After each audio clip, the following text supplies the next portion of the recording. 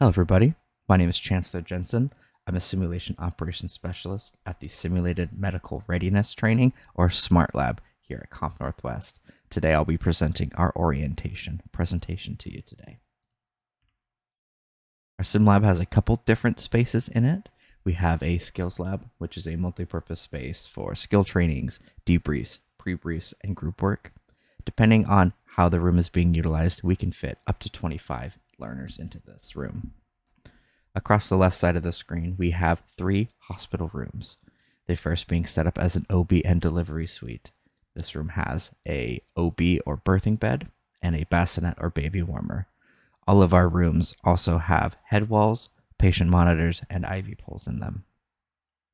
Patient rooms 1 and 2 have the same equipment in them, with a standard hospital bed, again with head walls, IV poles, and patient monitors in them. On the far right of the screen, we have our emergency department. This is a 3-bed military-style room. Again, all of the spaces have head walls, monitors, and IV poles. This room has emergency gurneys in them, and we also have an ambulance gurney that's utilized for trainings in here. At the back of the ED room, we have our operating room. This has a full operating table, operating lights, again, head walls and IV poles. We also have a laparoscope and an entire host of operating tools available in here. The total square footage of the lab is about 2,700, and depending on how we're utilizing the space, we can have anywhere from 5 to 50 learners in here at a time. Here is your team. This is me on the left, Simulation Operations Specialist. In the center, we have Dr. Derek Sorreed, who is our medical director for the Sim Lab. And on the right is Kelly Mack, who is the department director for the Office of Medical Simulation. An inbox has been created for the SimLab specifically. The address is smart@westunu.edu. Emailing this address ensures that any lab staff will be able to get to your message. While you're welcome to email me directly, if I happen to be unavailable or out of office, utilizing this inbox means that anyone else can view your messages and reply back to you. There's also a calendar attached to this email address that you're welcome to add to your own Outlook, either on your phone or on your computers.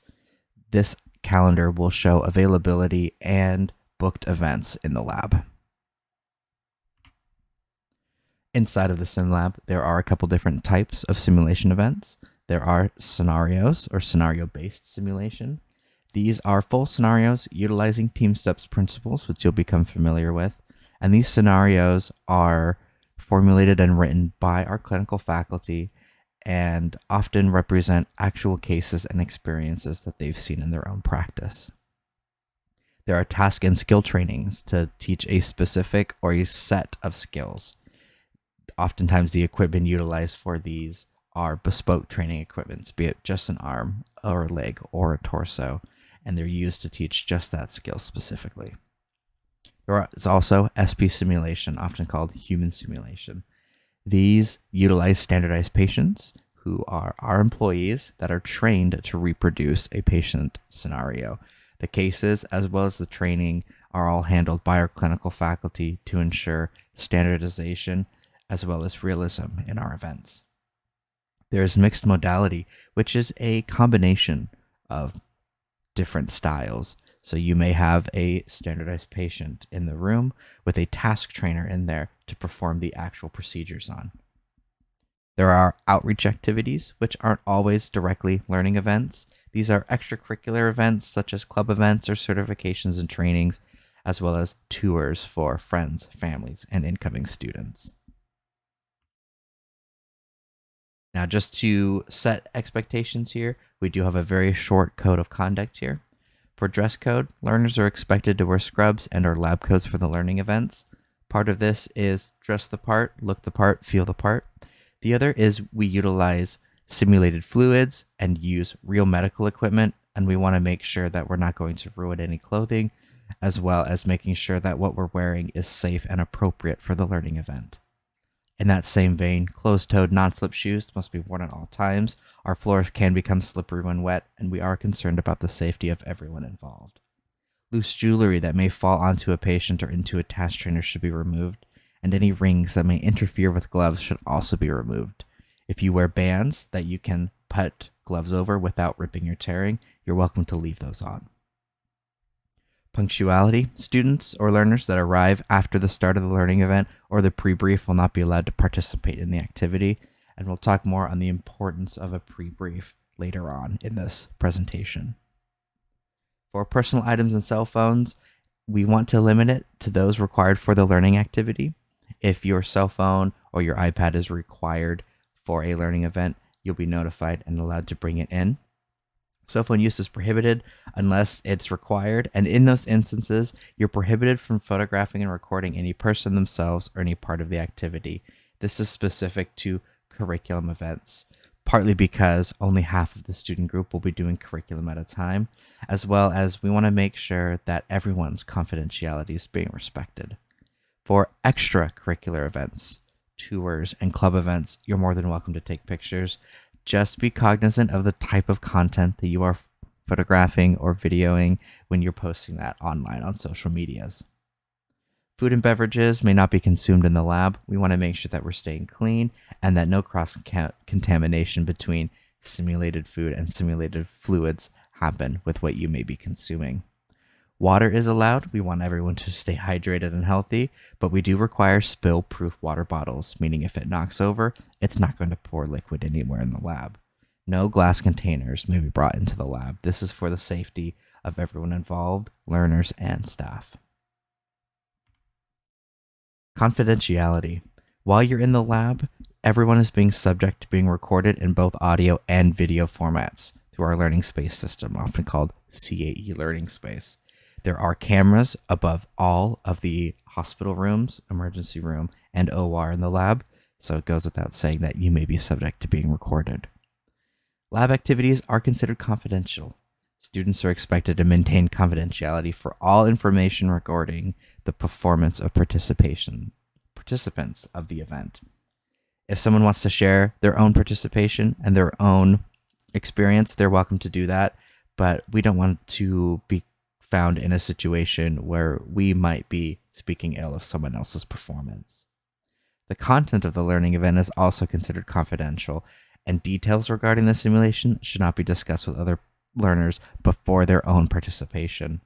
Because the student groups are broken up into two groups, we don't want to spoil any of the learning for them.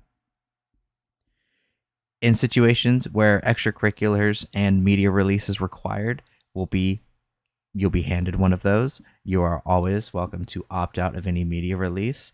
These are used for promotional and publication uses. Forms are valid for the entire academic year and will be handed to you in the event that they are required. Psychological health and physical safety is very important to us here at the SPART Lab. I'm going to read a fair amount of the actual text on this page because I do think it's important to make sure that these ideas are brought across to everyone. All faculty and lab staff will ensure that students will not be subjected to any learning experiences that seek to embarrass or inflict emotional harm. If a student believes that an experience amounted to inappropriate action, they shall report it to the Director of Medical Simulation. At the time of recording, that is Kelly Mack. We're not here to inflict any emotional harm. We're not here to embarrass anyone. We're here to teach. If something inappropriate happens, please report it. We take these very, very seriously. Simulations are often developed to create a psychologically realistic environment, which may potentially affect a learner. It's the responsibility of the lab staff and course instructor to withdraw a student if it's believed that a simulation is compromising their psychological safety. We utilize realism to make sure that all of our learners are being brought up to a high level of proficiency, but that kind of realism can have the potential to negatively affect someone. I implore everyone to advocate for themselves and to advocate for their colleagues if they notice that they or someone is being negatively affected. It is a no questions asked situation, being allowed to step out of a learning event to rejoin at a later time or to look at the learning event in a different frame for that learner. If someone is being negatively affected by the learning event, they're not able to learn, and if they're not able to learn, then we need to make sure that they are. The next is medical equipment utilized in simulations is likely to be actual functioning equipment. It's expected that learners should follow basic safety precautions, and in the event that anyone is injured, the simulation will be ceased at the judgment of the operator and or the faculty. You'll be utilizing a lot of real equipment here in this lab: scalpels, needles, defibrillators. We want to make sure that everyone is being safe. We want to make sure that no harm will come to anyone. Back to our earlier point about pre-briefs. The pre-brief includes an explanation of the types of equipment that you'll be expected to use. It also includes trigger warnings for the learning event, be it trauma, massive bleeding, or a pediatric patient, which is why it's important that all learners are present for the pre-brief, because this is where the psychological health and physical safety begins before the actual event starts. We have a simulation interest group. This has been formed for students to participate in more simulation learning events and includes students that want to go above and beyond just what their normal curriculum entails here at Comp Northwest. These students receive training on setting up, operating, and maintaining the simulation equipment, including our mannequins. And once they've received training, then they assist in running and planning events. They help with curriculum, club events, and outside events. This specific picture was taken when the junior Navy cadets came for a day, and we had a lot of fun outside with all of our equipment. So if this is something that interests you, keep an eye out, and we'll be adding you to our interest group. Misuse, breakage, and repair. So foreign materials such as pens, markers, betadine should not be used on any mannequin or task trainer. My mannequins are allergic to skin markers. Please don't use them. Sharpies, no markers, please. Approved medical tapes only, so no Scotch tape, no duct tape, no painter's tape. If a learning event requires tape, it will be provided to you, and that is the only tape that should be utilized on the mannequins.